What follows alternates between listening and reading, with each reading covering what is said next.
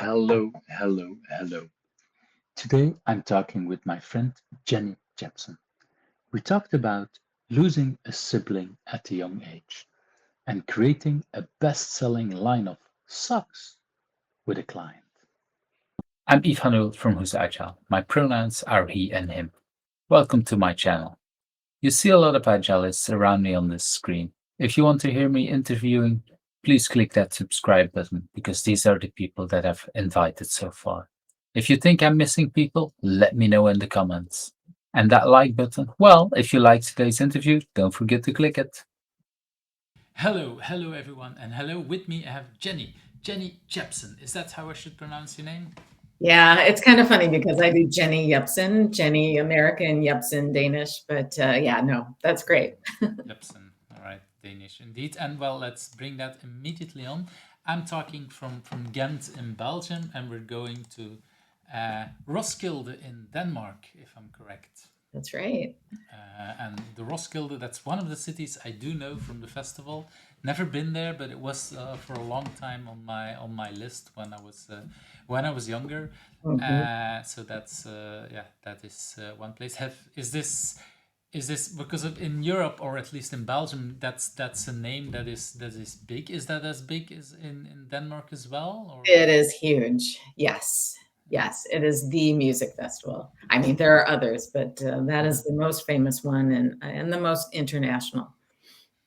right, that's why I know it. Mhm. Have you ever been involved in I have in been one? there. Yes, twice. And I've decided I'm too old to be there. So, yeah, I like more intimate settings, but it's a party. Yeah. It's something probably more for younger people than for people of our age, I would I mean, there say. are plenty of people my age that are going, but they're not Mm. camping overnight, that's for sure. Yeah. Yeah, that's the other thing. If you go in, like, I definitely need a decent bed because after such a day, I need to. Yeah, I get Yeah. that. That's definitely. So we jumped right into already a little bit of it. Jenny, for the people, the few people that don't know you, before we jump into the questions, Thank what do you you. want people to know about you? Yeah. Um, I think that I am lucky enough to be doing exactly what I want to be doing, helping leaders at every level in an organization create workplaces where people thrive. It hits all my buttons, and it's really fun work. And there's, the older I get, the more things are in my toolbox that I'm carrying around. But the whole, you know, the exposure and the work in the agile community has, it's the heaviest thing in the box, I would say. So that's yeah, indeed. That's it's always nice if you can do that work, and if people find you for doing exactly what you like to do. Yeah, which is not as easy as it used to be.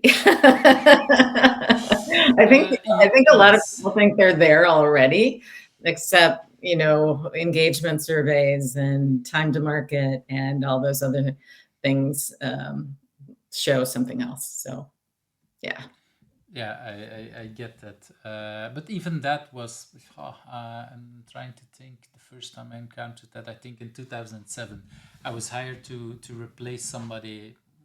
I won't know the name and mention the name, but that person told me like, if this is really just to replace me and everything's fine, so no big problems. And of course, the moment you go, you see a lot of different things, and that doesn't mean anything negative on that person. It just Oh, means that yeah, there is still other things to improve and other things to do, yeah, I would yeah, say. yeah, yeah, Yeah. yeah, yeah. And I'm a mom and a wife and a bestemor, which is grandma in Danish. Wow. So yeah, yeah. So that is very fun too. And I think that's different than maybe the last time I talked with you on about who is agile. Oh yeah. I'm not that yet there yet. But actually, it might come closer because indeed, one of the what is it? The nephews of my children just became a father as well. But the reaction of my two children was like, "Don't expect that from us yet." So, but my partner and me, we looked at each other and was like, "Yeah, it's fine. We still have some time. Yeah. Take your time." So Yes. yeah, it should come only when it comes, right? So Definitely. It's a lot of fun though. I can imagine. Let's move to that very first question. What Yeah. is something that people usually don't know about you, but has influenced you in who you are? Yeah. So it is a really difficult time in my life when my sister died in a car accident when she was 18 and I was 20. And I mean, to this day, there's still that deep sadness and missing her. Um, and it's not something that people know. Sometimes they'll ask me, "Oh, do you have any siblings?" And then sometimes I just say no, and sometimes I say yes without any explanation, and sometimes I say, "Well, I used to," and then they're like, "Oh," and that's not what I want, right? So not so many people know that uh, about me, but definitely it has affected decisions that I've made in my life. I am quite aware that the people that I love, when I say goodbye to them, maybe that's the last time I see them, which is a little bit of a morbid thought, but it's more appreciation, I think, and Mm. gratefulness. So yeah, and everything I learned was you don't take this life for granted. So don't be boring. Do the stuff that And you is want this is to do. when you Maybe I am boring. I don't know. I don't think so, but when you say goodbye, you think about the last time. Uh, if you want to share, do you feel that you haven't taken goodbye of your sister, or that you? No, I mean, I had therapy, and also a lot of years now, a lot of years. And now it's more the feeling of, oh, what would she have been doing and what would our relationship have been? And yeah, I don't have any other siblings.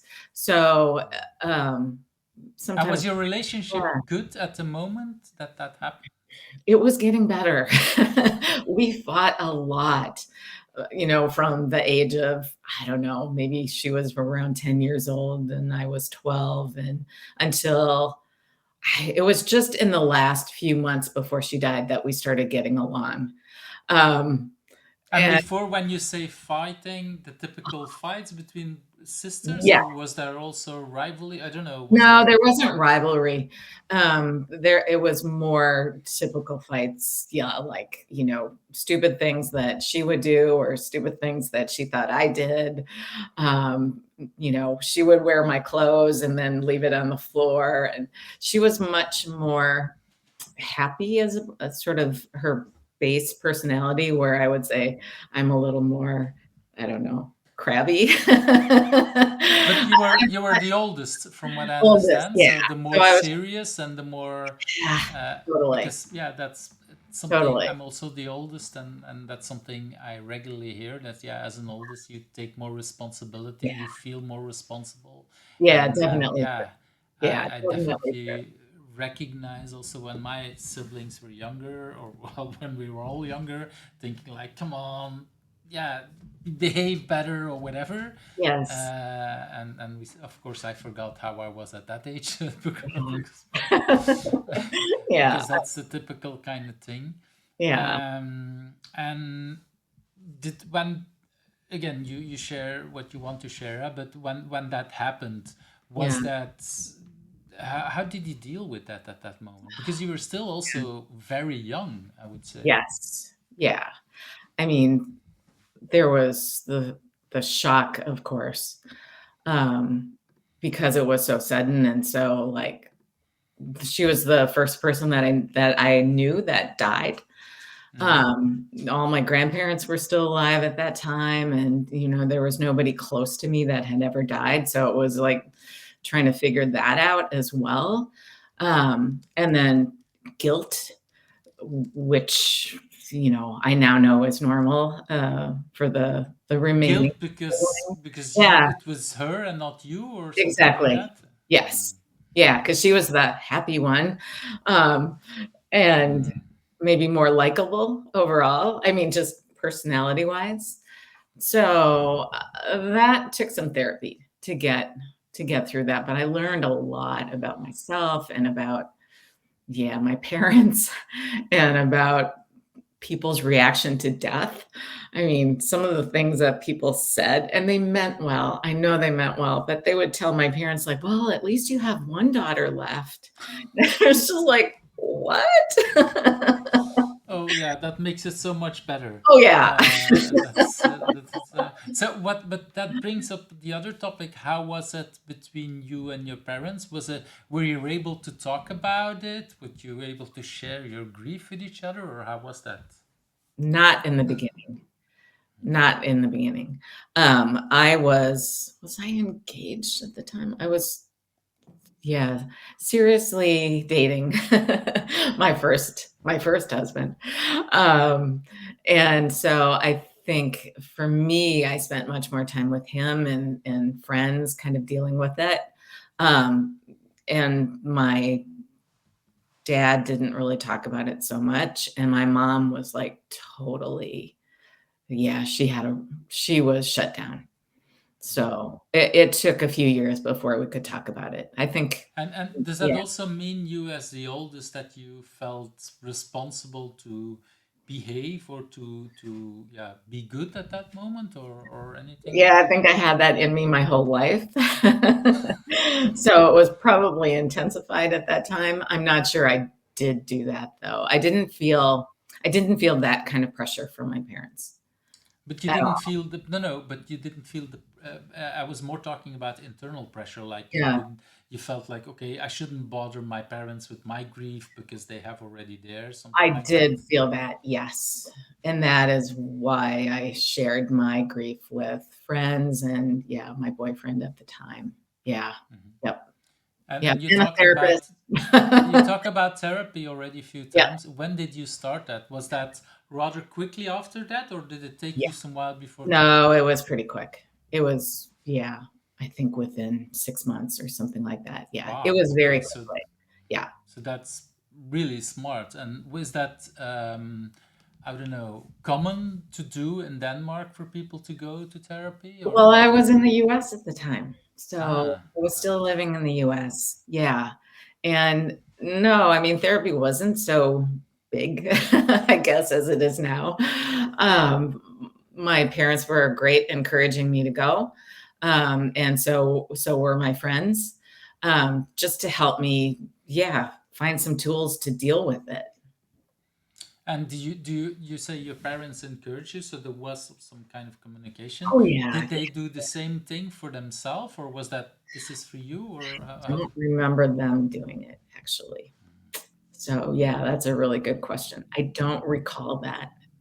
I think I would have remembered if they had, but maybe not. Maybe just, I was in my own little bubble too, trying to deal with things that I just don't remember that. Yeah, Yeah, it could have been that they didn't want to share it either because they thought, okay, but yeah, probably they might have thought something similar. yeah, She has her own problems dealing with it, and we have to deal with it on our own. yeah. And how the if you look back now, the bonds between your parents, the bond with you and your parents, and in that period, what happened there? Yeah, I think it took a while afterwards. I mean, it was sort of we had this new normal, and I was pretty much on my way out of the house at that time, Hmm. and so I don't think we were closer, but we also weren't further apart. So I think it took until after the birth of my son, which was a few years later, where the healing sort of started again, where we could talk about things. And yeah, And I and can and was there a moment for that you, I don't know, when you talked about it, that there was a kind of before and an after that this happened in your parents with your family? no, I don't think so. I think it was more gradual, in the beginning, of course, we talked about how much we missed her. And there was a lot of crying. Um, and then it became sort of her birthday and anniversaries and other special occasions. And then we got to a point where, just small things would come up and then we could talk about her. And that was really nice. That is nice, and that means also that she still has, one way or another, a place in the family, and things like you say, what would she have said, or what would that life have been? Of course, the longer it gets, the harder it is to imagine, in some Yeah. ways.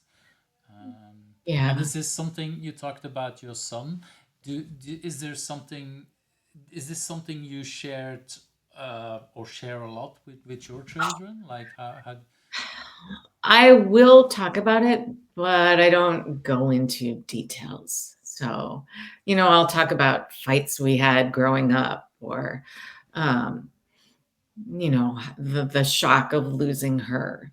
Um, but and yeah, it's not um, sort of like a sit down and, oh, now I'm going to tell you everything about Nancy. It's not that. It's more I don't know, life moments that sort of pop up where I think, and even my grandkids who are now 9, the ones in the US, Clara is 9 and her brother Norby is 7. And when they fight, sometimes I can feel my sister and I fighting, and then I'll tell this story to them. and "Oh, this is what my sister and I did," and Clara's the oldest, so I'd be like, "Yeah, and she was so irritating," and so, and then, Norby, the youngest, I'll say, "Yeah, isn't it hard to have a bossy older sister?" And so, yeah, so we play with it. So in that way, it's super nice, and they are so sort of natural about it that it feels nice.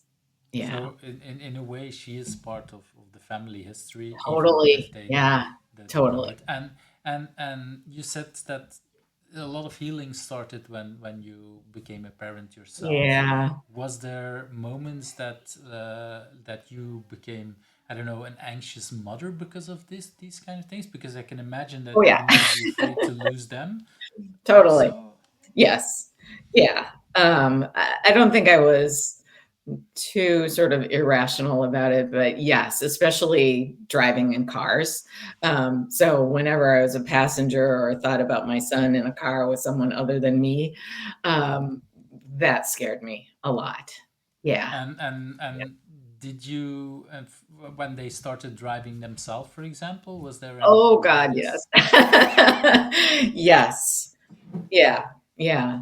Yes, very, very difficult. So I was always the cars that my son would drive in needed to be safe cars. They couldn't be like, the cheap cars that I grew up, learning to drive in or whatever. I mean, my best friend, who's been my best friend since I was 12, she had an old Ford Pinto. We called it the Dinto because it was so wrecked, and you got in the passenger side and there was a big hole in the floor and you could see the road. Wow. And the thought of my son in a car like that, it was like, no, that is never happening. So, and And for yourself, where, because this is interesting. You talk about having a friend that has this kind of car. Were you able to drive in that car with that friend after the accident of your she sister? didn't have it at the time. So, All I right. mean, in the US, you learn to drive at 16, and that was a car she had when she was 16. It was not the car she had when she was 20. So, so no. If I could imagine, I could have still gotten into the car because at that time anyway, I wasn't so worried about something happening to me. Um, Mm. just calculating the odds would be very low. Um, and I smiled. But I mean, it's it's not really funny, the but yeah, people around you that you were worried about, of course. people Losing around me. again. Yeah. Yeah, yes, Mm. yeah, and that fear lasted a long, long time, and there's a little bit of that in me. Not like it was, of course, but it's affected me. Yeah, of course. Mhm. And so we talked already about some of these effects. If you look back at that, and of course we cannot say it's a good or a bad thing, or well, it's bad in general, but it has impacted your life. Yeah. Could you give some examples in how it enriched your life, if there was something that enriched your life in this? Yeah. So she very much was sort of, taking life by the balls. I mean, she enjoyed her life. She was not like sitting in her room being mad at my parents like I was many a time. She could let things kind of roll right off her. And I don't know where she got that from, but anyway, she had that. And I thought, you know what? I can learn from that. That is a skill. That is not something that you're born with. So I very much, in the decisions that I have made, have considered that perspective. If I look back on my life, is this something that I'm going to regret not doing? Will I be happy that I did it, or at least tried it, or whatever the decision was? And that has definitely enriched my life. I mean, that's why I'm here in Denmark. And now I've been here, gosh, almost 18 years, which is crazy. But those decisions to lead a happy, rich, fulfilling life, and risk changing my career, which I did when I sort of jumped into the Agile community. I didn't know what Agile was. I didn't know anything about software for sure. I mean, it just wasn't a world that I was familiar with. And yet somehow I managed. So, But that I hear when I hear that part, I hear two things. First of all, I also hear that she basically enjoyed the life to the fullest. She didn't live that long, but the moment that she was here, she lived to the fullest. That's what I hear. and And you kind of embraced your life, and probably took you a while, but after some point you decided, like, okay, now I will kind of honor her and live in a very similar kind of way. exactly. So Yes. Yeah. Yeah. that's a really nice way of looking back at someone's life and say, you know what, this is something I appreciate from you, and I will borrow it, or I will learn Yep. from you, and will Yeah. Yeah, definitely. Yeah. Yeah. I mean, you never know. I know you know that. You have also had your learning experiences, right? So, Mhm. yeah. Yeah, but it wasn't, well, yeah, it was in a similar kind of age, but it wasn't that deep, I would say, or that devastating as losing someone. And at the same time, yeah, it's yeah, it can have impacts on Yeah. indeed on how we look at things, Yeah. and we can, like you say, we can really enrich our life, and like, okay, I will honor that. And so Yeah. that's definitely a really good answer to this question about how that influenced you, and how, because when I think about you, I don't see you as, like you said, you said you had a more negative look at the world at some point than your sister. Yeah. That's definitely not there. And the way I see you when I have been in interaction with you, the last couple of years, it's always been live, fully live, very vibrant person. So I can definitely see you picked up on that. So Thank that's you. really a great thing. Thank you. L- That means a lot to me. Thank you. You're welcome. Well, it really felt that way. So let's move to that second question. Yeah. If you had not been doing what you've been doing now, do you have any Yeah. idea what would have become of you? Yeah. Well, I think so. I have a few options. I think, I mean, the first thing that I think of is a teacher. And that is kind of what I'm doing now, right? So, and I think a different kind of teacher, a school teacher or a history professor or something like that. I, I think I could have done that, and would have loved it. Um, and if not that, maybe a chef. I don't know. That's hard work, though. I worked as a chef for a few months, and that was the hardest work. Well, the second hardest work I've ever done in my life. With chef, you mean in a kitchen of a restaurant, right? Kitchen, yeah, Just yep, to make sure that yep, because I get that, but yep. not everybody might have the same No, right. connotation to Yeah, that, yeah, right? yeah, yeah, Uh, yeah, yeah. So, yeah. And then, like, just in the last few years, I've been thinking, oh, if this whole, leadership, agile work doesn't work out, maybe I could be a dog trainer. So, wow, all right. yeah. So I don't know. There are options, Eve. And if you look back at, because you said also just before, you said about changing careers, Yeah. was there something that little Jenny was supposed to be or that wanted to be I when you wanted to were? be a teacher when I grew up. Hmm. Yeah, I definitely did. My sister and I, we would play, school. Oh, And of course, I was always the teacher, you always. were always the I teacher. was always the teacher, and she was always the student. And my parents, even, I remember my dad coming home one day with this little school desk he found somewhere. I don't know where he found it. So it was sitting up. We had a little playroom, and we had chalkboards and everything in that room, and I was definitely the teacher. So, And and were I you mean, the good then? thing for my sister was that she actually was ahead of her classmates in both reading and math. And is that because you were teaching already to read when she was I was younger? teaching her the stuff that I was learning in school. Yeah, That's yeah. that is, yeah, that is kind of nice to help her out. I And don't think she thought so at the time, but she played along with me anyway. well, and it helped her in a way because she was ahead of her Yeah, friends. Again, might not always realizing it, no, but it's yeah, all, well, not just children, but many people learn best while playing. So that's actually a very good way to yes, learn. yes, So that is definitely. And you learn more by teaching, so that was also good for me.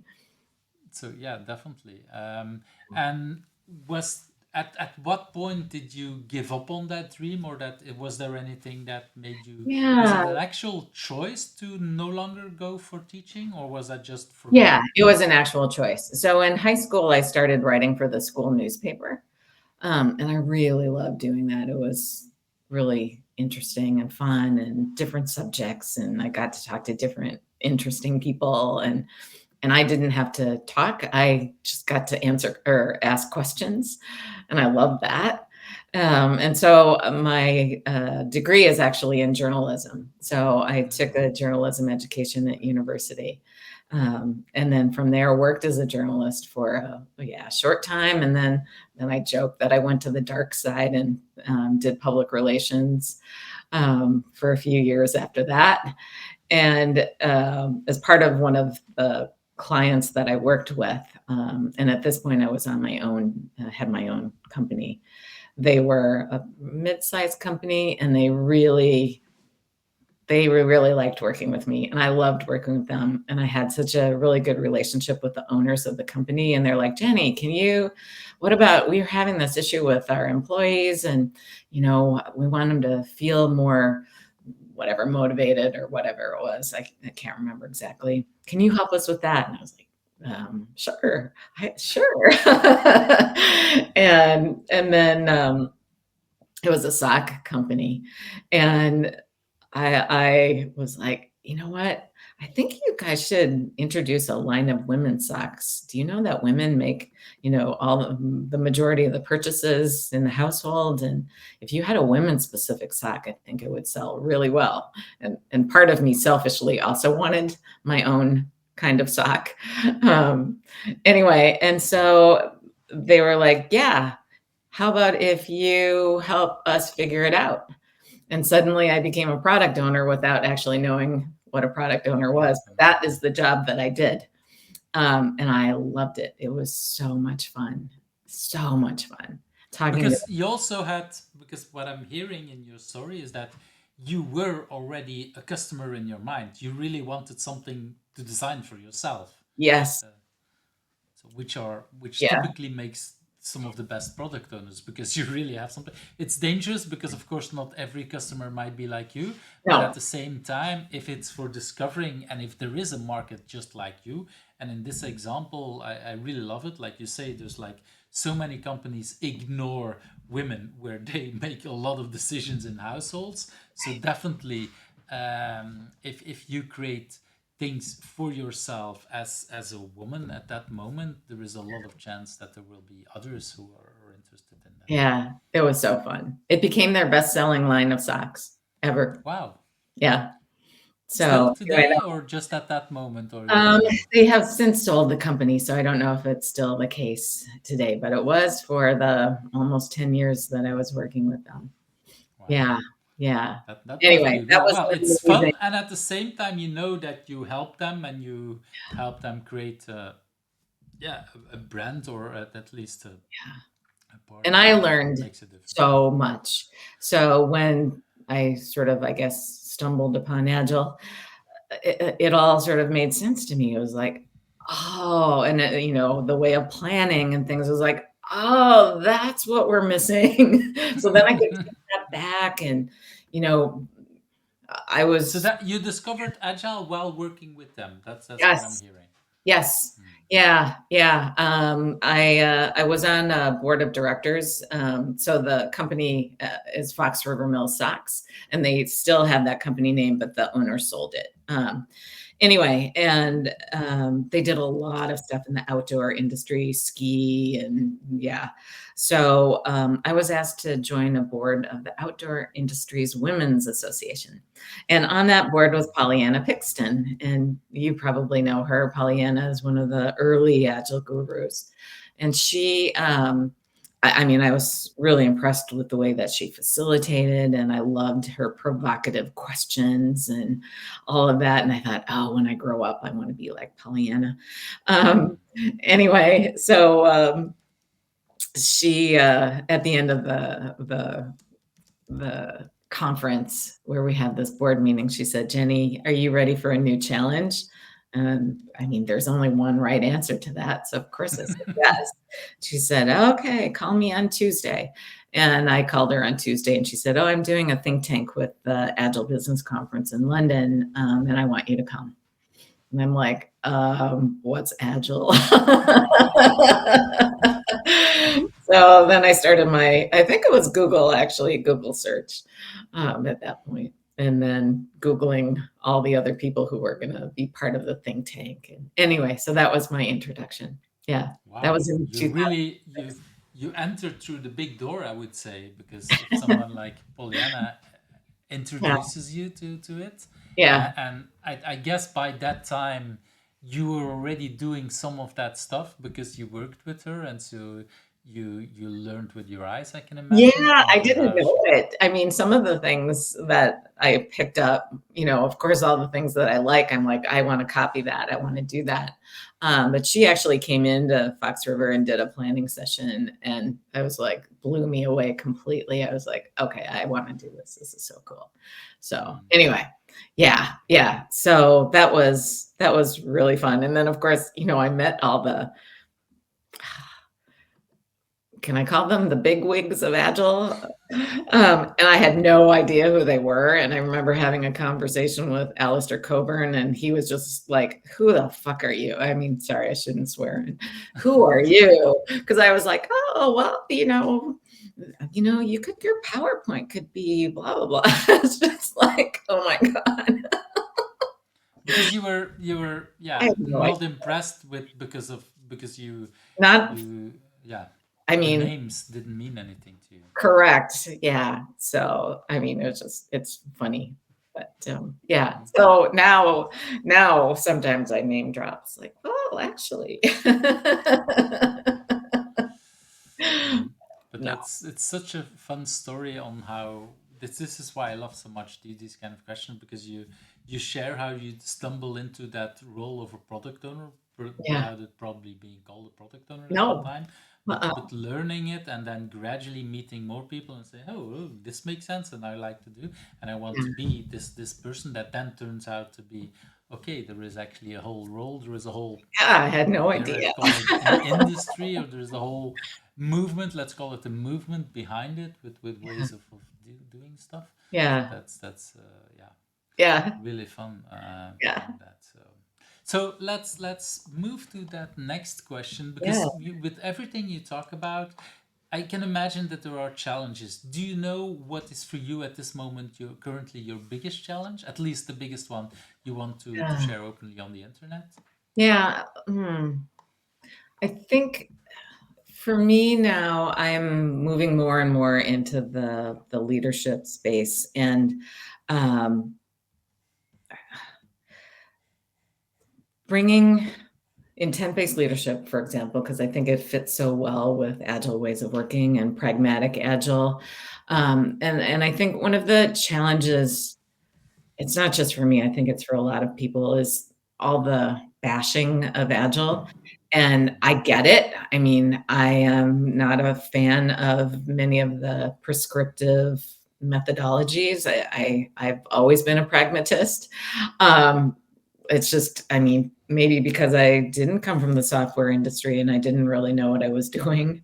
So I just kind of like, this is what makes sense. So we don't have to do the whole full thing. Can't we just do the stuff that works or whatever, or change the things that, are not working? Or so the very deep, true spirit of agile, which I still think is fantastic. And I have a bit of a hard time with the whole, oh, agile is dead. And okay, well, yeah, maybe safe is dead, or maybe some of the other. I don't know. I don't actually care about any of that. But the spirit, the way of working, where people feel valued in the process, where teams are the ones deciding how, where teams are talking to customers, and they have the trust of management or leadership in the organization. So I want to do more of that with the leadership, the management, well, for whatever name you want to use, the people who are controlling the money and have the influence in the organization to help the teams or not help the teams. I want to help them see that that yes, this is the only way. Whatever methodology, I don't really care. I mean, I like the product operating model. I think it's super pragmatic, and I like a lot of stuff from the other methodologies, but just not everything. So yeah, that's a long way around saying that maybe the agile bashing and then trying to navigate those waters is maybe what I'm challenged with right now. Yeah, and I think many of us with it. I recognize the whole, and I'm trying to think who said this here on the podcast. There's somebody who said like, it was not, well, that person said something like agile with capital A, alas the brand agile might be that, but like you said, the agile spirit, or yeah, that whole idea of agile isn't that. The branding might be that, and everything around that, and that might give us some challenges, but a lot there. You still need to talk to customers. You still need to shorten the feedback loop and learn, and all these kind of things. That's for me and you still need quality if you want to deliver stuff. So that's all hasn't changed much. No. So in that sense, the agile spirit and the agile IDs are not that. Right. And when we talk, so the second part of this question is, what's the good thing about it? What about that challenge? What's so good for you about that? Yeah, I think it is, forcing me, that's the wrong word. Challenging me to take another angle on this and really, okay, put myself in the shoes of the CEO or whatever, and all the things that they're trying to figure out together with their leadership teams or whatever, and all those pressures, and find a way to get the message communicated to them so that they understand it. And for some, a lot of success, and for some of the others is like not really getting through. It's that same command and control, and this is how it is. And yes, the teams can do things to a certain point, but this far, where that's not happening. And so that for me is a challenge, because I think, okay, do I sort of just get out of there because this is not a good fit for me? Or do I try to meet them where they are and nudge them in a direction? Um, and my initial sort of tendency is just to say, nope, I'm out of here. I don't want to waste my time with this. And I don't know if that's my impatience or my age, or I don't know. I'm just not sure that that's the right thing to do either if I really want to help people, adapt new behaviors. So, yeah. Yeah, I recognize that tension about, okay, I want to work with the clients that have energy and are ready to listen, already there. Yeah. And yeah, from time to time I do want to spend time with the others to at least challenge them a little bit, but that drags and takes so much energy that I typically after a while say, okay, maybe now it's time for someone else who has again some more energy, because a lot of these things, and I still feel that working with these clients makes much more impact than with some of the others, but it drags so much energy that I can't do that for a very long time with that Yeah. same person or same clients. And Yeah. sometimes it does change. I have luckily had situations where after a while you pass through and then you can have huge impact, but Yeah. in a lot of times it takes a long time for very It small does. adjustments, huh? Yeah, it does. It does. And when you say currently you think like, okay, maybe I'm leaving them for other people, was Yeah. there anything that you can share that triggered that? Was there anything that you realized, like you say, is that age related? Like you say, yeah, I don't want to spend too much more of my time left, because Yeah. I bring it back also to what you said with your sister, like, Yeah, okay, totally. I'm thinking the same thing. Life is too short for this. right, Yes, I wanna do something where I also feel good in the process. So you're right. When I can see that the tipping point is I am totally drained of energy because it is so difficult, and maybe I'm trying to change something that I'm not able to change. Even the best nudging and advice, coaching, sparring, whatever, and it's still not working.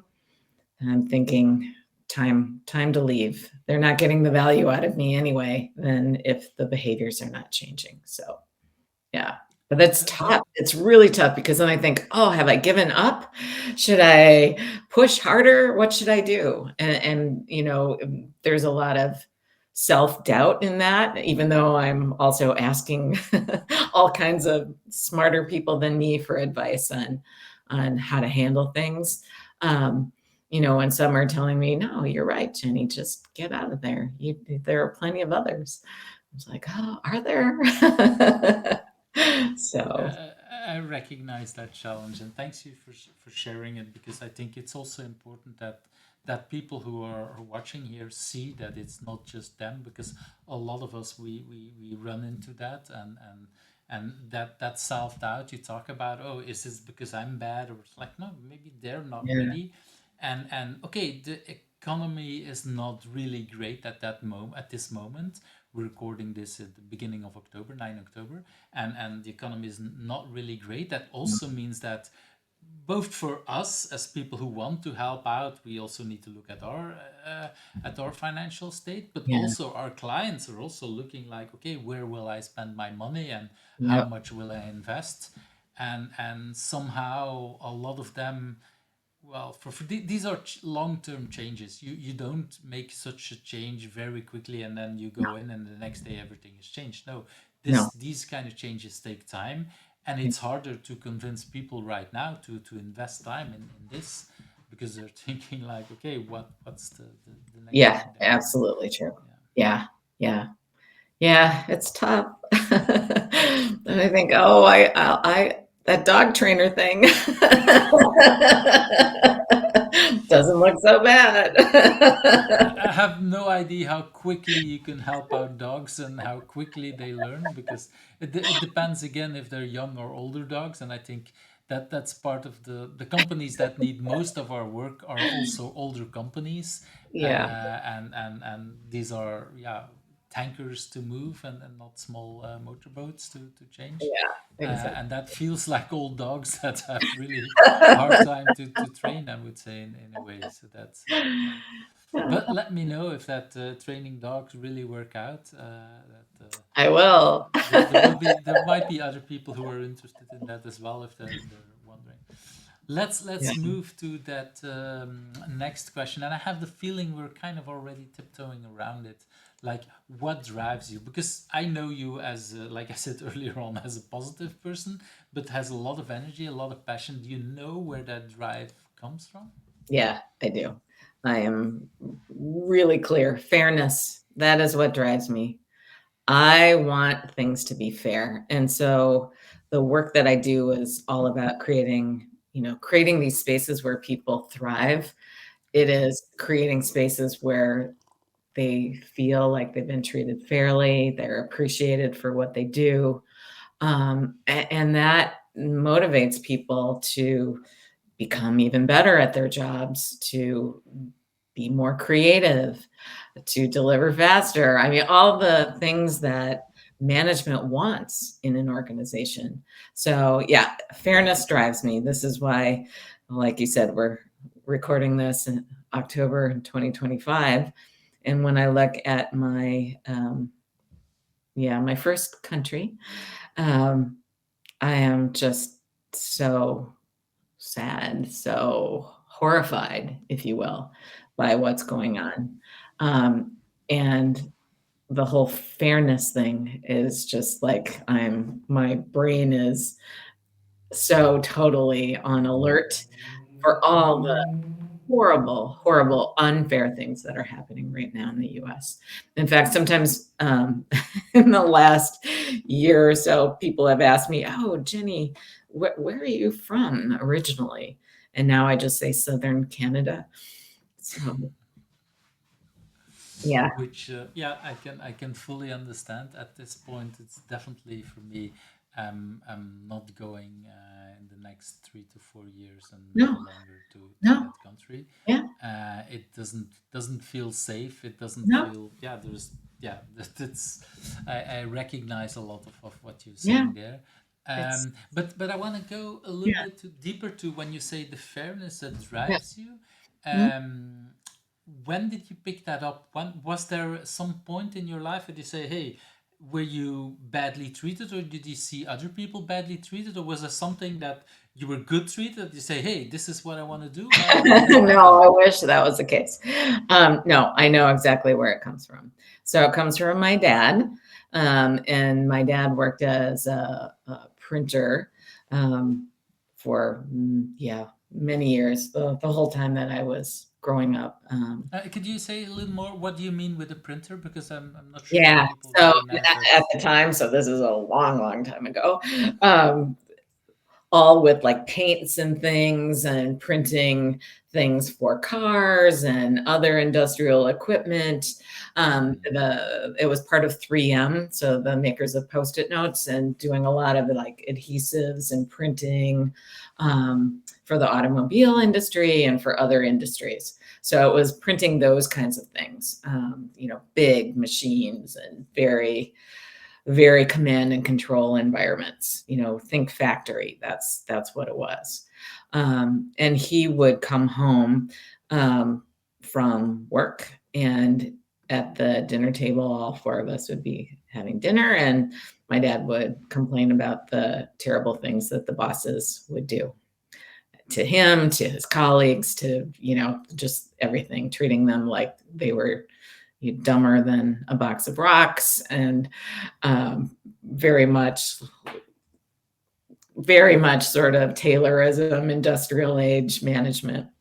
Mm. And it affected me. I mean, I thought, this is wrong. This must be changed. And I And didn't, what age were you at that time when you started thinking this must be changed? probably 9 or 10 years old. So the typical early teenager really thinking like, "What is this world?" And I want to do So better. early. Yes. I mean, before teenage years. Yeah. Yes. Yeah. Yeah, definitely. And of course, I had no thought about, how it would be changed or what I could do if there was something I could do to change. And that I never thought of. I just had the thought, this is not okay. This is not okay. And that has just stuck with me, I think, well, obviously my whole life or almost my whole life. And now I feel so lucky because maybe I'm not changing everything, but a small influence on making the lives of people at work a little better. So it's not, it's not the whole world. Um, and it's a little bit. So I'm maybe a little proud of myself for that. Yeah. That's and but when you say and we'll come to the proud part in the next question, but I want to go. So when you say this drives me, this fairness, Yeah. I see there that 10-year-old Jenny Yeah. looking at her father and listening in and thinking like this should be different. And what happened in because I can imagine the first time you come into work life there that's different. Oh, actually, you talked about journalism. Was that also what brought you to journalism to show the world what's really going on? Was there a link there? No, I think I wasn't really thinking about, bigger picture things in the world at that time. That feeling of being motivated by making things fair has been there forever. So there were other things probably, but I wasn't thinking of like making work lives better for people at that time. Um, yeah, I'm just trying to think about any of the pieces that I wrote at that time. I don't think so. I think I was just so young that I was just happy to write whatever an editor wanted me to write about. Yeah, that's Yeah, the typical thing when we started in work. Like, yeah, we are dragged into whatever other people's world, but yeah, then yeah. somehow it still got back into your life and It about did. caring about. And so, Yeah. is there a particular trigger? Was there anything that, or did you just look back later and realize, like, hey, this is little Jenny would be proud of me? Yeah, I think so. Yeah. When I had my own business and I was doing the change leadership and communications work, I realized that I had a lot of, yeah, power. I don't know if that's quite the right word. I had a lot of influence on those leaders that I was working with because I was writing the first drafts of their stuff, their communications materials, for example, and I could throw in the wording. And I don't know how I knew this. I was able to sort of hook on to things people said and like expand on it and then made it sound like they had come up with the whole idea from the very beginning. Maybe that's something that, I don't know, an old woman growing up in the years that I was growing up learned. I don't know where that came from, but anyway, it was a skill that I had. I think I still have that skill. I don't need to use it as much as I did before, but it helped influence anyway the way others were treated in those organizations, and that looking back, I know comes from 10-year-old Jenny. Yeah, I know that that's where it comes from. So And when you started your own business and you were doing that influencing thing, did you at that moment think about your no, dad? Was that related? No, it's no, just something you did no. and you did it in the way you Yeah, and wanted to then do it. reflecting back, okay, how come I like this so much? And then realizing, I know where this is coming from. Yeah, so very much self-reflection. No, it wasn't sort of a driver into the work that I do, but more reflecting back, oh, okay. Well, the driver might have been there. It was just not a conscious driver, I would say, Yeah, yeah, that was makes it? sense. Yeah, yeah, yeah, yeah. That makes a lot of sense, Eve. Yeah, yeah, that could be the It's case. but Yeah, I think yeah, and that's why I'm pointing it out because I think with a lot of us there is some drive, and it's indeed this is why it's so good to reflect from time to time and to realize like, oh, wait a minute, that's not just now that I invented. There is actually something that triggered it when, and this is yeah, why I might feel, so important to do the right thing because there's, basically this is for your father that was sitting at that table, Yeah. that was complaining about, or I don't know if it's complaining, but talking at least Yeah. about his bosses. And did you ever have discussions with your father about how to treat people? Because that's, I don't know, it's kind of hard probably to have, but no. Yeah. I mean, we've had discussions, maybe more me saying how that was not okay, and talking about the work that I'm doing, but not making sort of the direct connection to how it was for him and his fellow employees with those bad bosses.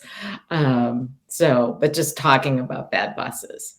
So But yeah, it's interesting. And we briefly already talked a little bit about it, but let's bring that up. What is your biggest achievement? Because you talked already about some kind of things. And what I've noticed when I do this podcast is that for many people, it's because basically this is your moment to brag and to be proud about yeah. something. Is that easy for you as a person to brag about something? No. And also in Denmark, Jentelaw. Have you heard of that? So Jentelaw, it's also it comes from a Norwegian author I think in the 1800s or early 1900s, the law of Jente. And that law is basically you are not better than anyone else. So don't pretend that you are better than anyone else. And certainly do not talk about anything that you think you do better than someone else. So bragging is like, oh, no, we don't do that. And I don't, it's not that I can't see the things that I've sort of achieved in my work life, or even like, finally, we wrote a book that had an outline for years and years and years, and I'm proud of that. But bragging, okay, I'll brag about my son. I think I had some influence there. And, raising I think fairly well-adjusted, happy, I think, boy who is now, a man with 2 kids and a beautiful wife who's smart and funny and nice. And, it's like the whole package. And I think, okay, I had a part in that. So I can brag about that a little bit. But that's this is really interesting because indeed you're not the first that says this. Well, first of all, that the whole part about not bragging about not being proud and not feeling better. There's definitely a lot of us that have that. But then the next part about being able to brag about your son, basically that's bragging about him more than about you. There is a part that you have, how would I say it? There is that part that you are part of raising him, but there is also it feels very natural to brag about our children because that kind of feels like, hey, this is part of our role as a parent, that we can we support our children in a way. But that's that feels already much more natural. That's what I'm hearing. Yeah. So Yeah. and what I want to do as well, because you gradually mentioned it, this is the book that you and Thank you. I'll pay you later, Eve. No, but I think it's important because it is a you talked about leadership, and I think it's an important topic to bring it on and to bring that book. But let's go back to the real topic. What's the thing that you consider your biggest achievement? Okay, so I can't say my son. I don't know if I think about biggest achievements. I think of more, I don't know, like little achievements that make me happy. Work-wise, because my husband Olu and I are in the same business. I mean, we're not doing exactly the same things, but sometimes we're working in the same, company. And every now and then, because I tell stories, of course, about my husband and the trainings that I do or whatever. And then when they meet him while he's doing either some consulting gig or a training or something, they're like, oh, you're the guy. Oh, and then they'll say to him, you know what, Jenni's training, that was life-changing for me. And when I hear that, I just think, wow, really? Okay. And I think, okay, wow, I mean, doesn't get better than that, right? So that feels so good.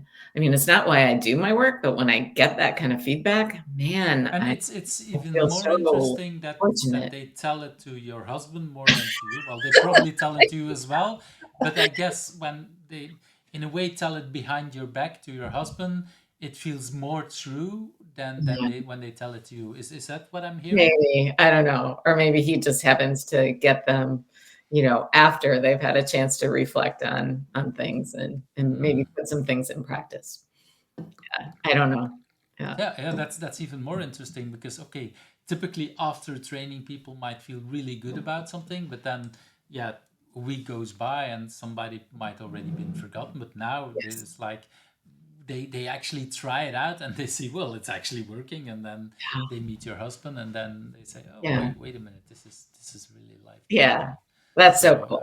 I love that. I love that's that. and yeah, I think you talk about little things, but it's when you can change other people's lives. That is yeah probably the biggest thing that you can do Yeah. in many ways. So Yeah. that's really Yeah. nice to get as a feedback. Yeah, it is. Yeah. Yeah. I feel humbled by it. So it's, yeah, it's super nice. And what I also heard you say, and you don't say it as an achievement, but I think it's also an achievement, the fact that you were able to um, yeah get that spirit from your sister and Mm, change your way of looking into life. I think that's also something that is extremely valuable to you and maybe to the yeah. people around you, like okay, Yeah. because it was a very devastating negative thing that happened to you, and you were able to look back at her life and say okay, this is a person that is different than me. Okay, we were quarreling and we were things were Mhm. gradually getting a little bit better, but Yeah. still she had a different way of looking at the world, and you were able to bring that into your world and honor it. Yeah. That Thank also feels like a very yeah, big achievement to do, Yeah. because not many people can do that, I would say. Yeah. I'm not sure I succeed every day, but, thank you. Well, yeah, but I guess that your sister also had bad days. I Yeah, don't know, she was uh, not perfect. No. and that's also not what I yeah, I hear when I hear these stories. It's not yeah okay. Of course, in these kind of moments, we talk about the big things, but you also talked about the quarrels and the things that, like you said, Yeah. like stealing your clothes or borrowing or whatever, and Yeah. then not treating them very nicely.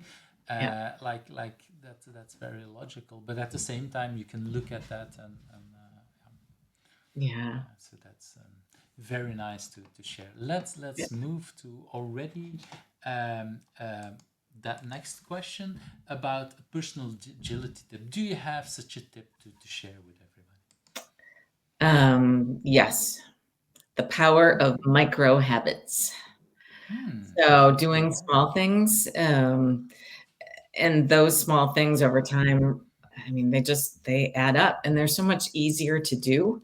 So things like, I mean, it's not rocket science. People know this already, but some of the things that I do is, hey, if there are stairs, I take the stairs. I don't do the escalator. I don't do the elevator. I take the stairs because I think, great, maybe I don't have time to do a full workout today, but I can take the stairs.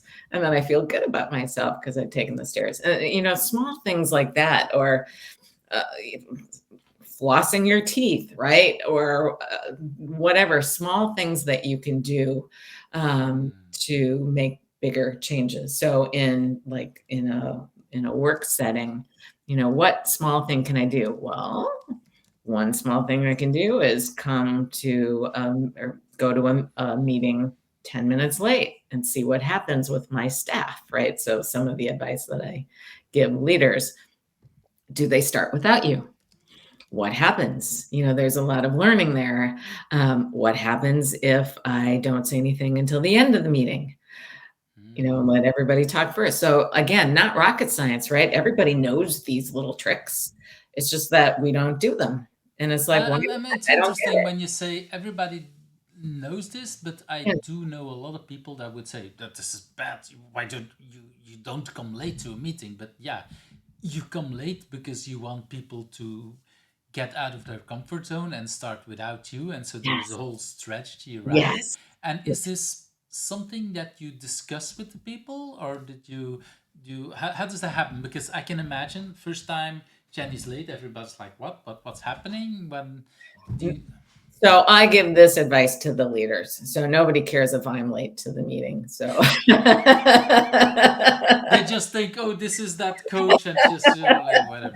yeah, no. So when I'm coaching or sparring with some of the leaders to give them some ideas on little things that they can do that will give them a lot of learning. Small things like also in a meeting, have a yellow Post-it and give it to maybe one or two people in the meeting. And if something comes up and you want to give someone the yellow card, you just like this, or everybody gets a Post-it or whatever. Now we don't want to talk about this anymore, or I don't get this or whatever, just to make it easier to either, put boundaries or ask questions or whatever it might be.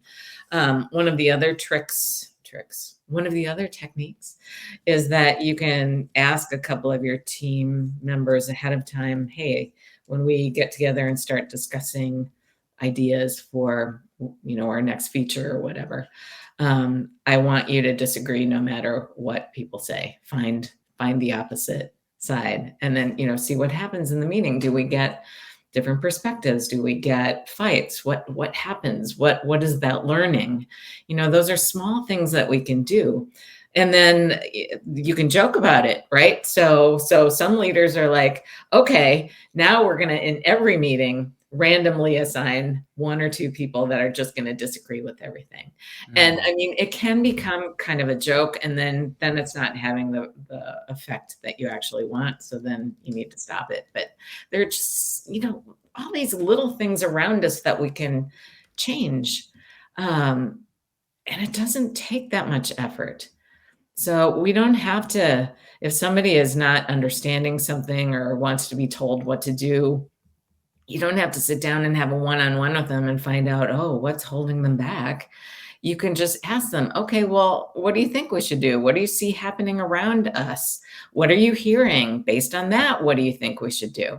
Right? So rather than give the answer, you can help people feel more accountable or feel more ownership or whatever it might be. And that's just a small thing right there in that moment. You don't have to like, oh, when am I going to have a one-on-one with you? And let's bring that up then. So there are these little micro habits that we can put in place. Nudging is a micro habit, right? So small Yeah, things. I like that. I like the little nudges. Yeah. I have. Yeah, it depends a little bit because sometimes people don't like it if it's in the meeting. Some people like, oh, what do you that then, and you might need with some people more in Sure. depth saying some one-on-ones. Sure. But I Yeah. really like the what you talked about, the negative part. I learned from this book, The Six Thinking Hats of Edward. Yeah. Yeah. Going much deeper than just one person because they all get different kind of roles. Yeah. But that's indeed really nice to for people. That's okay. Now you played this hat or that hat. I don't remember the exact roles of the colors anymore. I always have to look it up if I use it. Yeah. But you I like that idea. perspectives, right? It's just, yeah. And you don't get the big group think happening. Which, if you don't do anything, will happen automatically. Yeah. And especially in companies, we like to hire people that are more or less like us, which actually is a bad thing, but that's Totally. very logical to Yeah, do it is. because Then we and all really get hard to let along, and how fun it is yes. to work together. Everybody agrees. Yeah, we're nice little family and whatever. It's like, yeah, but you really want to have the creativity and you want. Yeah. This is why I like also that you said in the beginning you want as a manager maybe to speak last because then you hear everybody's idea and Yeah. only then say something Yeah. because otherwise people will just repeat what you say Yeah. or do the complete opposite if they don't like you, but that's a different kind of thing. But it will still have an influence, and if you let them talk first, then Yeah. you will actually hear what they are. Yeah. That's and the little post-it. I haven't used it in that way. I've used it in trainings where, especially with international people, then we say yellow card. We used more like, okay, I'm not sure I understand it, or red card like I need a translation from Great. somebody who speaks the right language, the Yeah. exact language as me. Yeah. But I love it so much, and as a trainer, I don't know if you've ever done that, but when I co-train with someone else, I typically use traffic light colors on the computer. So like it's green, it means like we're ahead of time. You can keep talking, whatever. Ah, Yellow is like great. we're kind of okay with time, but not Aw, perfect. And red color, red post-its is like we're behind schedule, so yeah. move. And we typically Okay. put that just on the That's computer if great. we're talking together, Yeah. visiting together. It's just on the computer, and when the person doesn't see it, we're actually showing it in each Yeah. other's faces. Like, come on, you have to. I've learned this from Pascal van Kouwenberg. You Yeah. probably met him as well I at do know XP him. Days because we, Yes. we use that a lot there. I love it. It's visualizing, and at the same time, and I really like the way you said it. Like if it's not just the leaders or the presenters or the facilitators, but if actually more people start doing it, it's like Yeah. okay, Yeah. you yeah anyone can say move on, Yeah. and anyone can say let's I I I'm a little bit I'm scared about having people giving power to say let's stop this discussion because it can get into a negative Yes. feeling. Yeah. But what I've done in that way, and you probably can't see it, but I have somewhere up there, I have hourglasses, and I put them into meeting rooms. And basically, what I say to anybody is that if there is a topic yet you feel that we talk too long, you can just turn around an hourglass that basically is 1 minute, 3 minutes, 5 minutes, something like that, and after that time, as a whole group, we're going to vote. Okay, I Yep. want to keep talking about Yep. this or not, because Yep. I might be bored or might be feeling like let's not talk, but everybody else in the room's like this is the most important decision. Yes. So Yeah. let's keep talking, and that's also good feedback for me. It's like oh okay, my colleagues are really interested, and having an hourglass also gives you the time to finish a sentence. If it's like let's vote, like yeah, I was in the middle of a sentence. Of course I will vote up, I know. even if I'm feeling okay. It's kind of not. It's okay to move on, but I still want to finish my sentence. So, Yes. Yeah. Yeah. and I like the lean coffees, right? The same sort of format. yeah, Can I tell you just a quick story about lean coffee? really, So one of the companies that I'm just finishing up a program for them, and one of the things that we did is have these lean coffees, and we did the first lean coffee and it went super well, and then the second one not so well attended. So I was like, what's going on? And the feedback that I got from some of the people is, you know what, we saw lean coffee in the calendar and we were like, we don't want any coffee. So we don't know what this is, so we're not going to go. And I was like, oh, okay. Communications person, Jenny. So we renamed it, but same format. Yeah. yeah. That's the thing. If people might not like coffee Yeah. or might not like, yeah, you can. Yeah. This But is now I'm lean off the drinks or topic. whatever. No, but I think Micro habits. it's really good that you asked and that you figured out why is that, because people might not understand. And for me, Right. indeed, it's a format. It's basically a good facilitation that helps any kind of meeting. But Yeah. at the same time, it's these days it's like no, every meeting should have a fixed agenda. You should have know everything up front. It's like yeah, some if it's a planning thing or whatever, I agree. But if we want to look for new ideas or if we want to learn, then no, it's a bad idea. It's Yep. actually the opposite of a good Yeah. idea. Yeah. But somehow, in some companies, the idea of having a meeting where there is no scheduled agenda, well, I don't show up, No. and yeah, that's Yeah. it is an important thing to Yeah.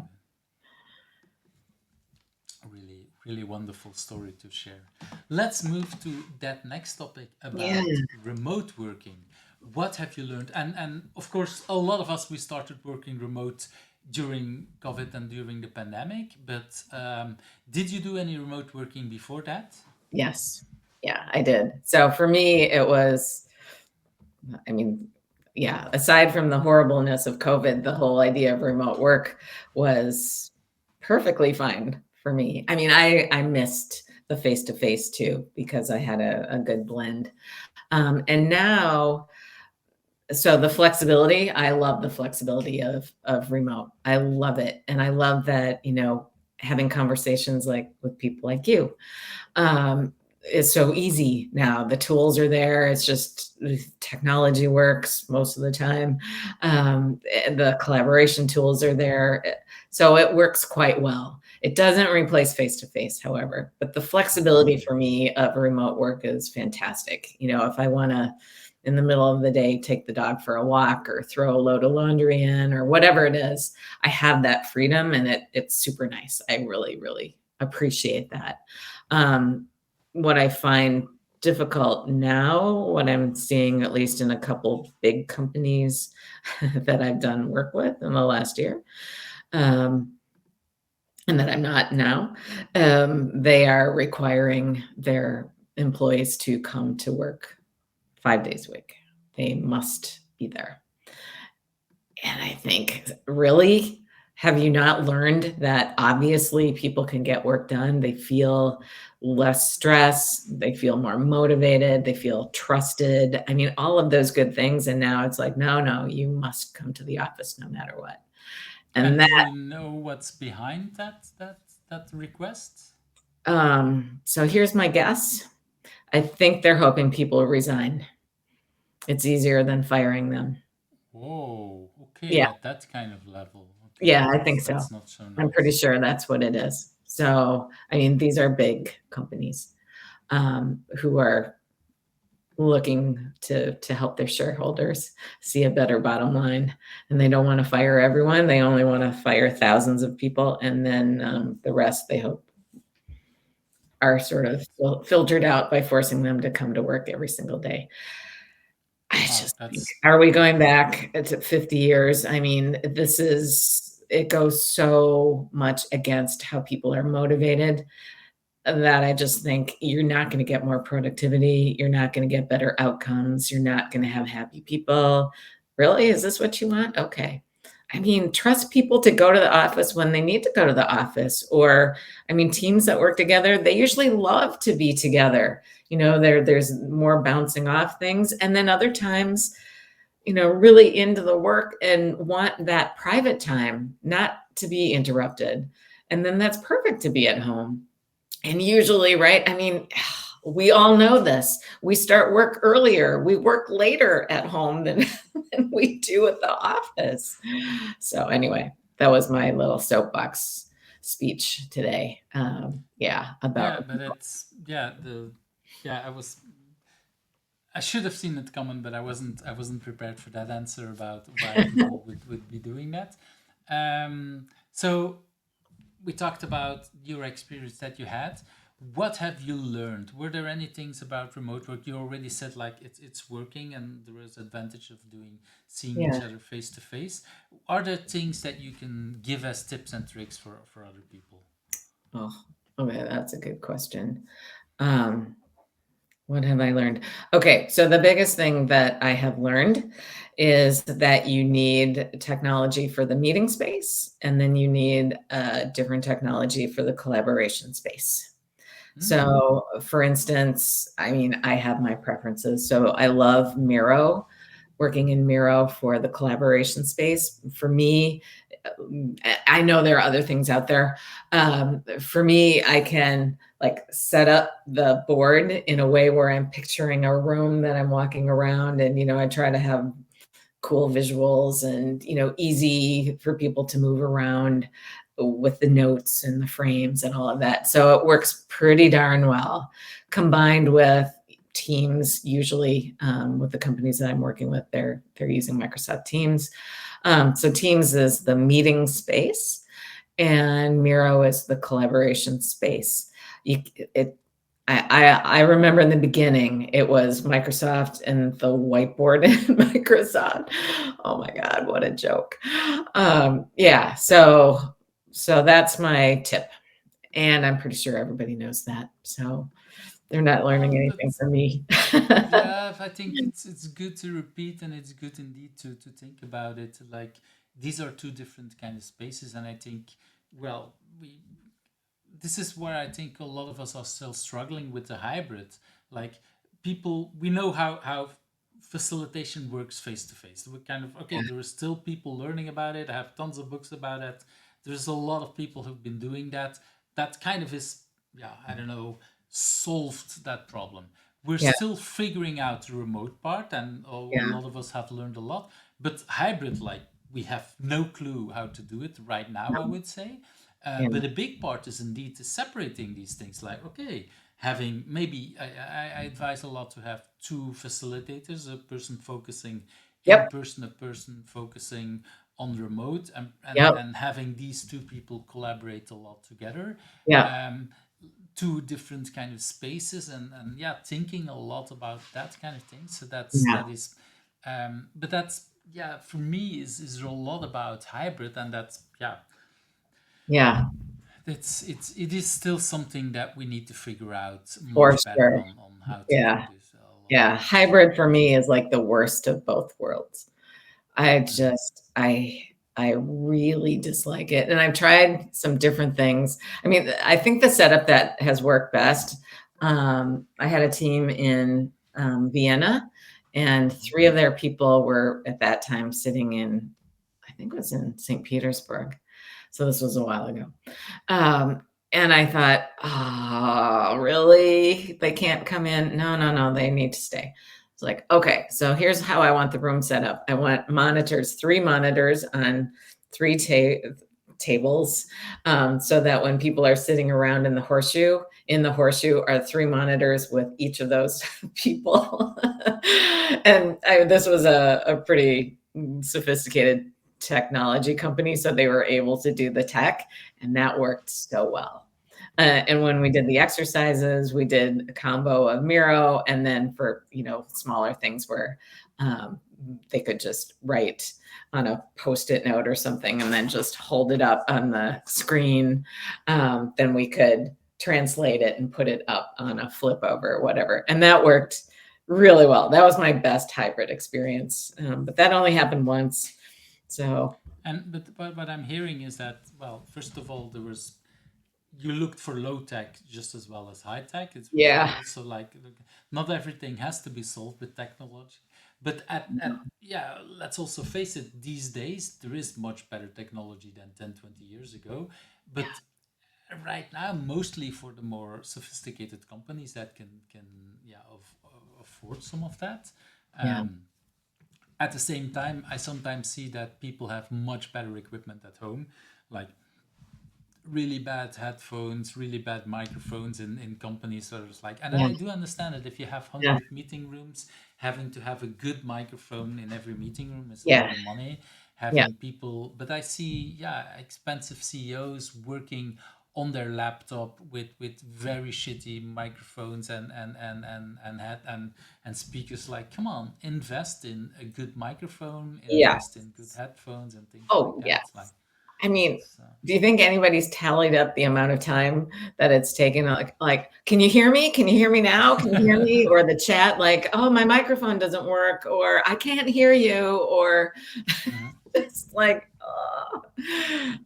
compared to, like you said, investing in good. Well, I have to say, I have invested in quite a lot of material here, and at the same time, still things get Yeah, broken, and there's like, yeah, depending on the internet, yeah, yeah, and maybe, well, I have 3 students at home that might be having at the same time conversations in school with all full bandwidth Yeah. video and streaming, or might be playing some video game or watching some YouTube or whatever. So Yeah. that has an impact on the Of course. recordings and so Yeah. on. Yeah. But yeah, it's yeah. Sometimes if you compare it to what companies do and how little they invest in some of that, Yeah. that's really Yeah. sad. Yeah, it So is. that's Yeah. and with, like you say, hybrid is the word of both worlds. Yeah. When you are you saying that right now you would advise people to not do hybrid, or how do you I have a small do. tip? Yeah. If people want to have a hybrid, like a full day training, I usually try my best to get them to see the value in flying the people in, or just do totally online so everybody feels equal. Hey, maybe that's my fairness thing again. I don't know.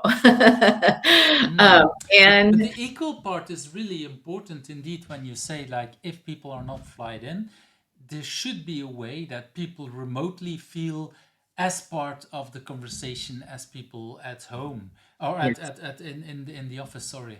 yes. Do you have any tricks to do that? How would you deal with that if people are all over the place? How do you deal with that? Yeah.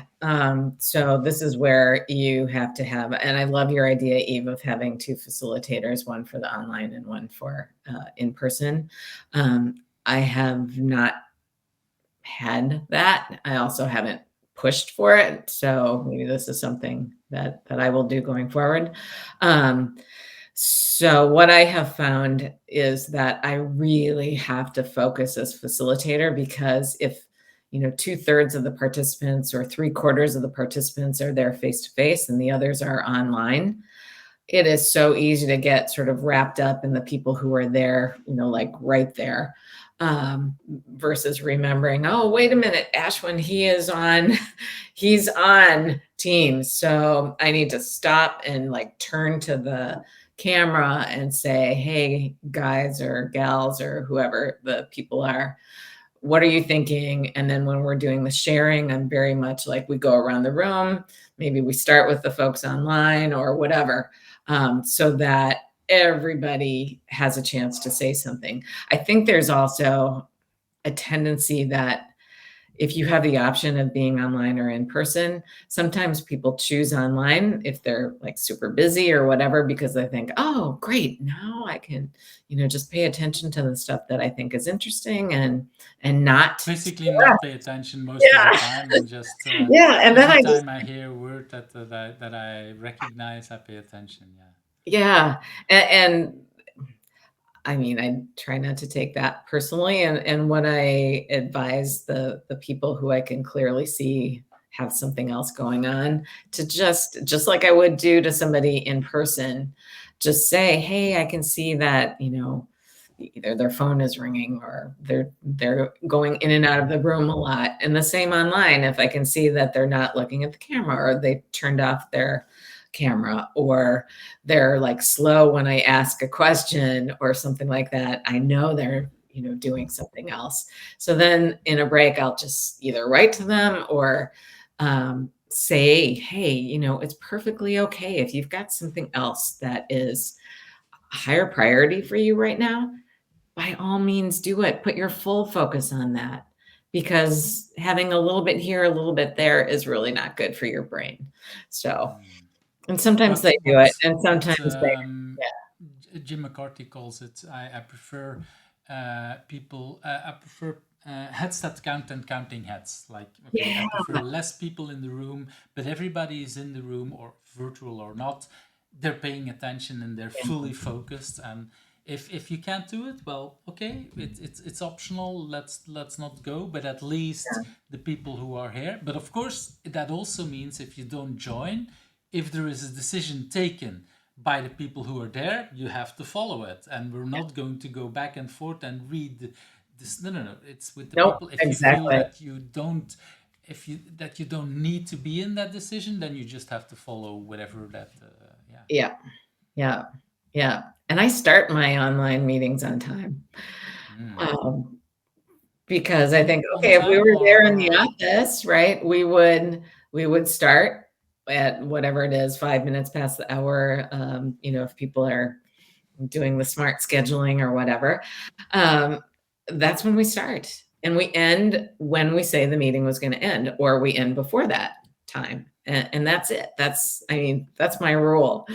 So that we're not rewarding the bad behavior or the behavior that we don't want.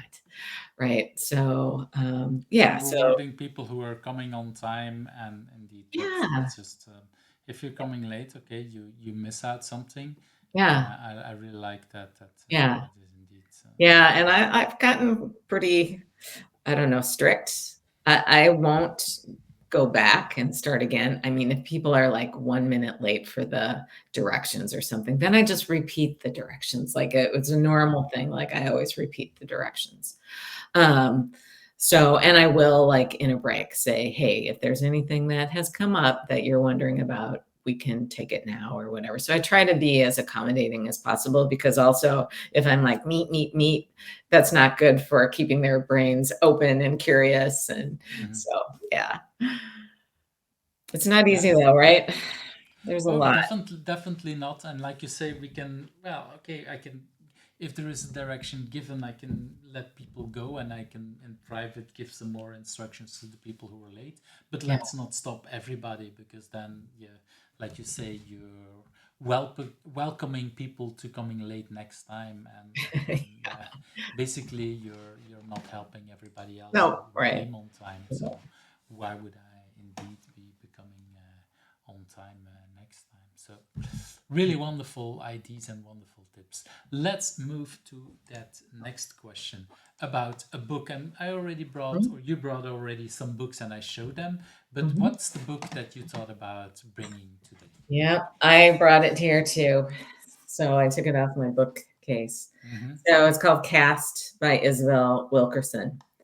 And I read it, it's probably been a few years now, 2 or 3 anyway, since I read it. And she writes about racism as a systemic issue in the US, comparing it to the caste system in India, and also how Jews were treated under the Nazi regime, and the sort of systemic way that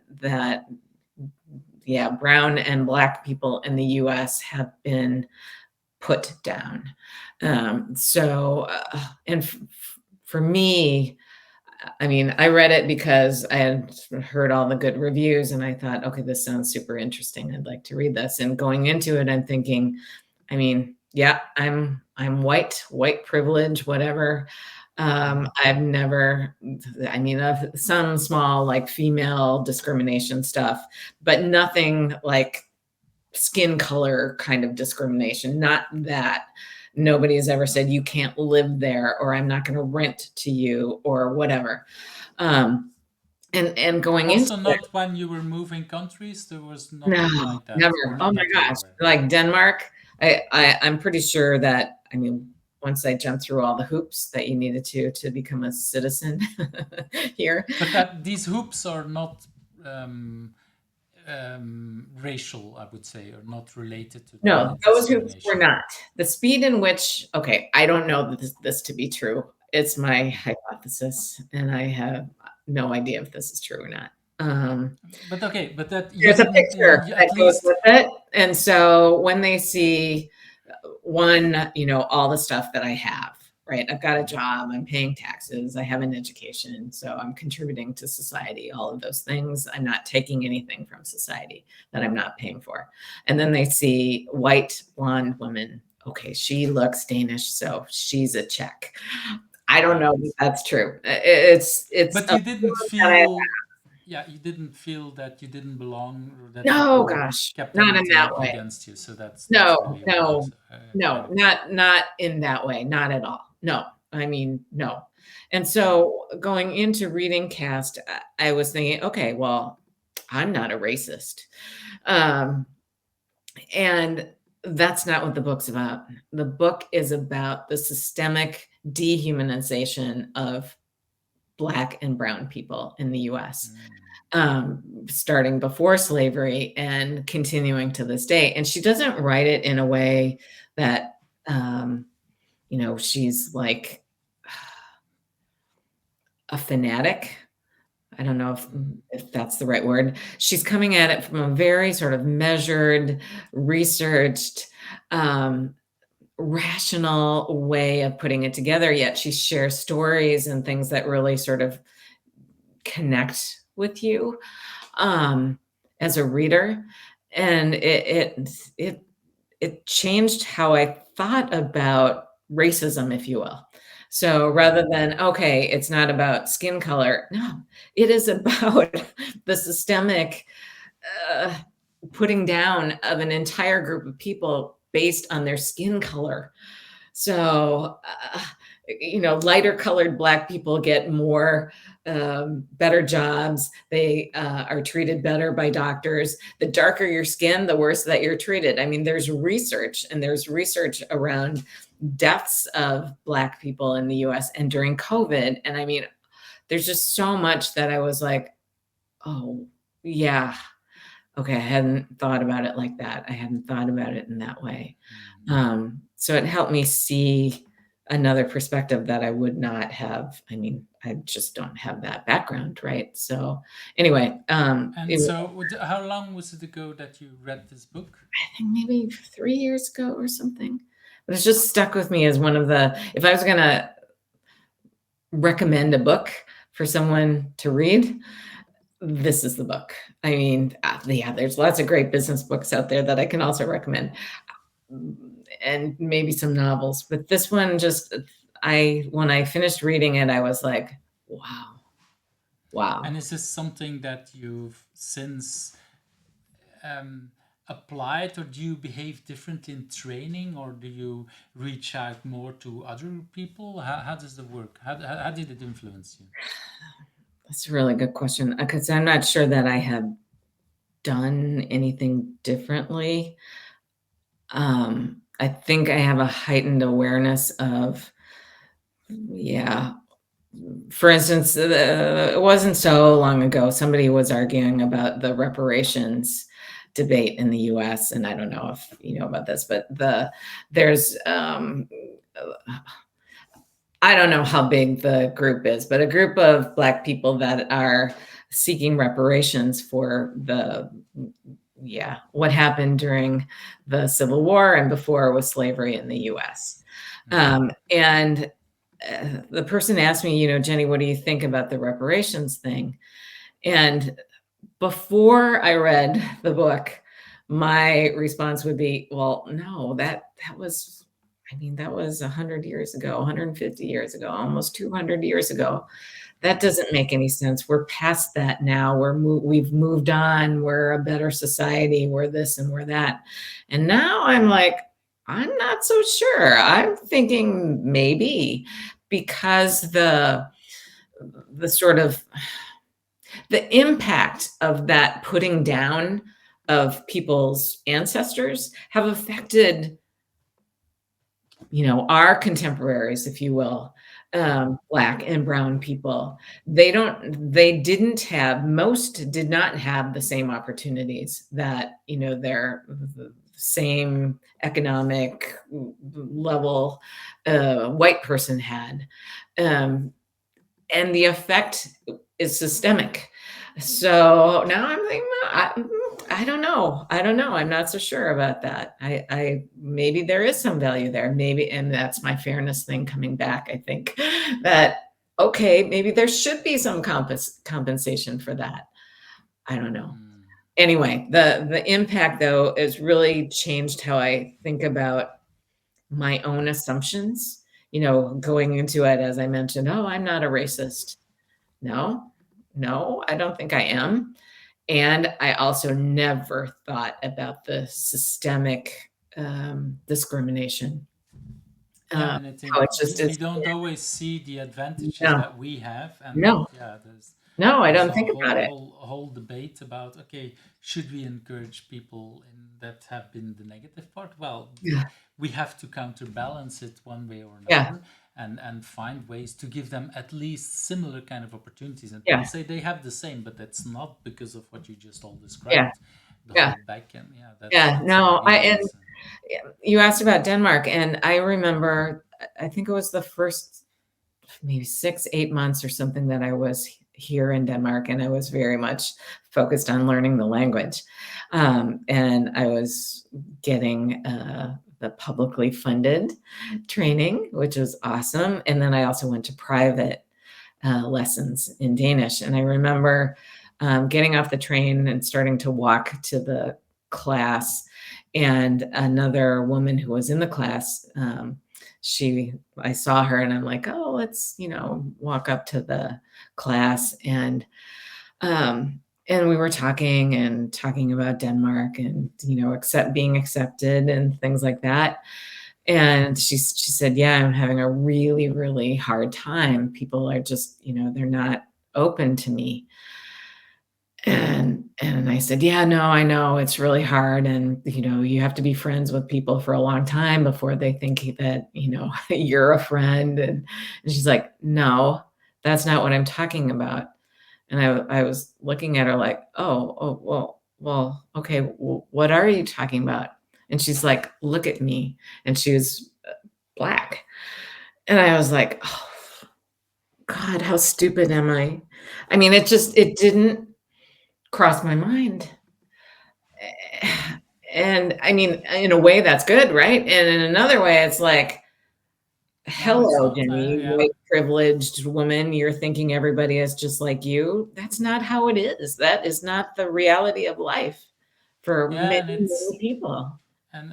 yeah, yeah. Some people think, and at least I had that like 20 years ago. I thought, oh, but I don't see color. But that's actually part of the problem, Yeah. because like you just described, like, okay, you wouldn't think about her as a black person, but she still is, and she still feels all the other things. And like you said, you're white, you're blonde, so in Denmark, people don't realize that No, you're so yeah, that no. makes it a lot harder Yeah. for these things. Yeah. Yeah. Anyway, it's a really powerful book. So, yeah. Thank you for bringing that. I think it's really is important for people to learn indeed about the way our society is making. I haven't read this one, but I've read quite a couple of others that I had very similar experiences learning about. And of course, I'm as a white man, I'm even more privileged. And yeah, I don't always realize it, and that's yeah, that is No. really important to keep thinking about it and seeing it and making that Yeah. discussions, and yeah, that people realize, like, okay, and in both directions, so you don't always realize how easy it is for you and what are the advantages that you have. So Right. thank you for bringing up that Yeah. Yeah. that book. I think it's really good to do that. Let's move already to that. For me, one of the most interesting questions, especially, I was really looking forward to this with you as well, especially if the way the whole conversation is going. What question do you think I should also ask you, and what's the answer to this? Mm. Okay, so here is my thing. What's a small habit or ritual that you do that has Hmm. impacted your life? So, what is that small habit? Okay, so the small ritual or the small thing that I do is that it's my little nudge that when I'm in the car with my husband and he's driving and we're going somewhere where he needs to park, instead of telling him where to park, I keep my mouth shut. And it has helped our marriage and also helped me get better at giving up control. Hmm. So that's a small, So, very small thing with a well, big impact.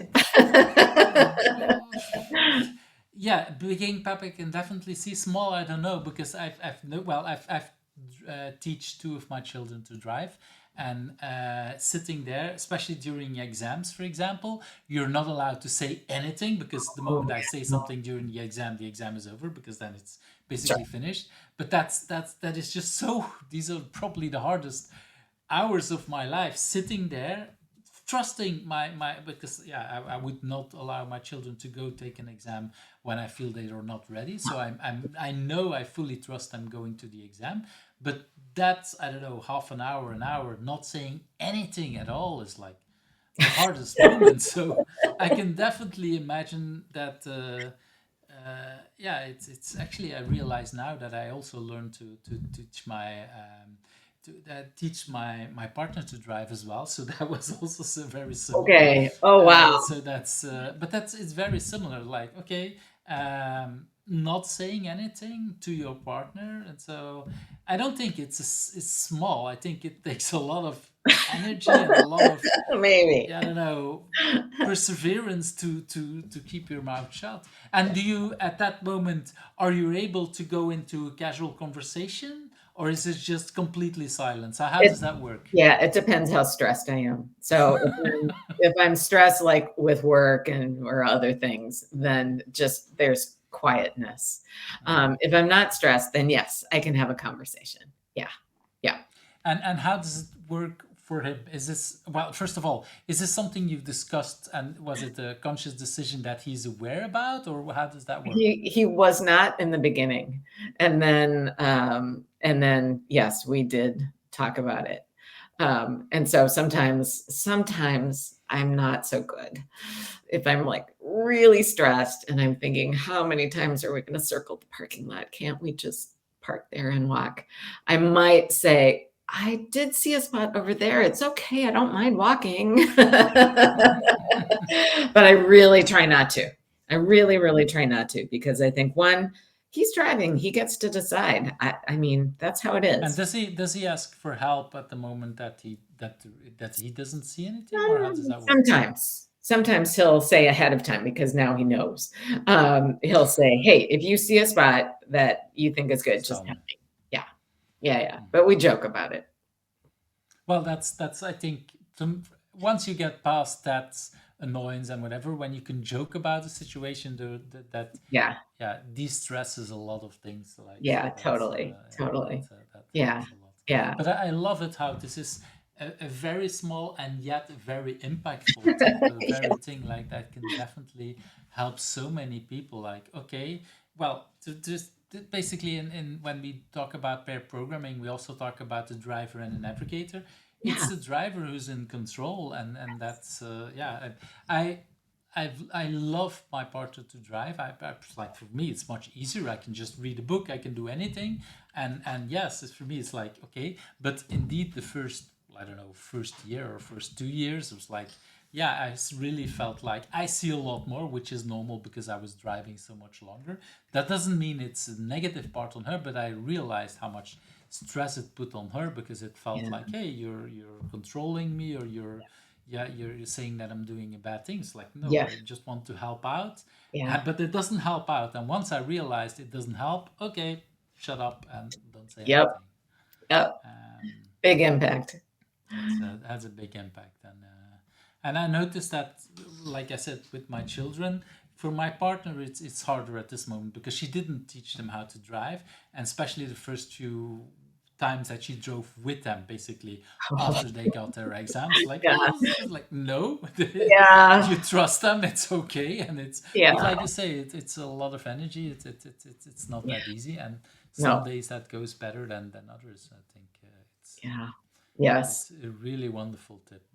Works for, I think, would work for any kind of thing, and basically also for a lot of projects. Like you say, as a manager, you walk on late in a meeting, and or you keep your information because you want them to do stuff. And even if you see the parking spot, even if you see the solution, let them discover the Yep, solution. So much. It's exactly. basically the same trick. Yeah. Wonderful, wonderful thing to share. Jenny, we're already at that last question. Who do Yeah. you think I should ask next? Yeah, I chose two people. Hmm. One is Dot Tutor, and you may know her. I Yeah, think this is there Dot. she is. I love Dot. I've learned so much from Dot. She's just such an amazing woman. Anyway, so She yeah, is. Dot Tutor, and then Anders Wait, Vonsen. wait, wait, before we go, why you say you love her so much? Could you say some more, what you love about her, what you want, yeah, people to know about her? She has maybe the most quiet, understated strength of any woman that I know. Mm. She comes off maybe like soft spoken sometimes, and everything that comes out of her mouth is the sharpest thing. She is her IQ has got to be off the charts. She knows not only her stuff with the people that she's working with still, and she has the ability to connect with people. And she also doesn't take crap. So I respect that a lot. So she can connect, but if you're saying bullshit or if you're saying crap, then she will point it out Yeah, and say like, I mean, she uses dry humor to her advantage, and it's really fun to spend time with her. Yeah. it's a wonderful description of her. And so you said you wanted to bring on a second Yeah, person. so You the said, second person is Anders Vonsen. and this is And Anders. that's Anders, yes.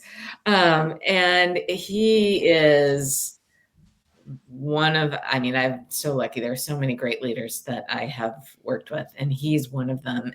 And I worked with him in Novo Nordisk when he was there.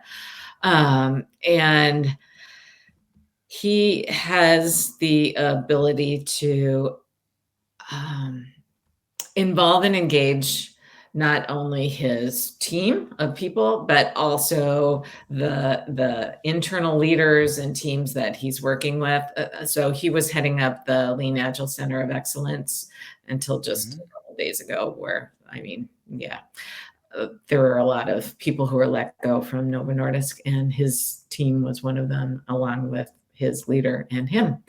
And he'll be back on his feet, and so will that whole team, because they're amazing, talented people. Anyway, but Anders, he is so curious about everything, and he loves everything agile. And so for who is agile, yeah, Anders Monson, he's definitely that. So I think he would be wonderful to talk with too. Really clever, curious, wonderful leader. Wow, that's really wonderful way to describe people, and really I'm looking forward already to talking to both. Oh, good. Good. Jenni, it's been a wonderful time to spend. We're already at Thank the end. you. Before we end up, if people want to reach out to you, what would be Yeah. a good way to I think the best way is just to send me a direct message on LinkedIn. And So LinkedIn, that should works be great. this one. Yeah. They can also email me, of course, at jenny@goagile.dk. But LinkedIn is great. That works LinkedIn super is well. That's usually typically easier for people. the place where people tell me to do, and I prefer not to share email addresses. Also, that can change typically. Totally. Change. Yeah, that's It's yeah, really, Jenni, it's been a wonderful 2 hours. We started Thank out you. very deep, talking about your personal life and when you were so much younger, but I feel so much the energy, and it's been, well, everything I hoped with at every conversation that we had in the past years. It's so much, and I've learned so much from you today as well, from all of the stories that you shared. So thank you for your time. Thank you for having me. It's always wonderful to talk with you, Eve. Thank you. So thank you, and see you later. We'll see you. Bye. Thank you for watching Who's Agile, where the stories of agilists come to life. I hope you liked today's interview. Subscribe if you're not subscribed and want to get to know other agilists.